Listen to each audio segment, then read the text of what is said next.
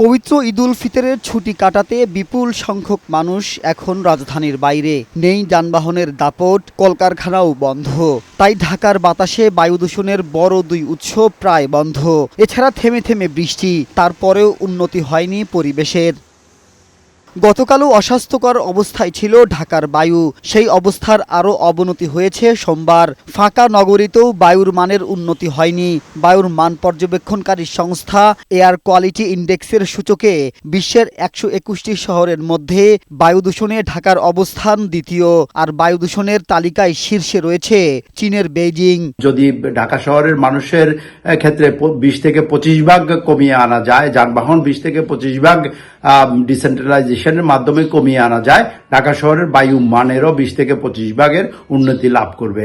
ফাঁকা ঢাকাতেও বায়ু দূষণের মূল কারণ হিসেবে পরিবেশবিদরা বলছেন, শহরের চারপাশে থাকা শত শত অবৈধ ও পুরানো ইটভাটা, দীর্ঘমেয়াদী নির্মাণ কাজ, রাস্তাঘাটের ধুলাবালি এবং বর্জ্য পোড়ানো। সরকারের সাথে সাথে পরিবহন মালিক, সাধারণ মানুষ সকলকে সম্মিলিতভাবে কাজ করতে হবে। ঢাকার বাতাসে এমন অস্বাস্থ্যকর পরিবেশে বয়স্ক ব্যক্তি, অসুস্থ, গর্ভবতী নারী ও শিশুদের সাবধানতার সাথে চলাফেরার পরামর্শ দিয়েছে পরিবেশবিদরা।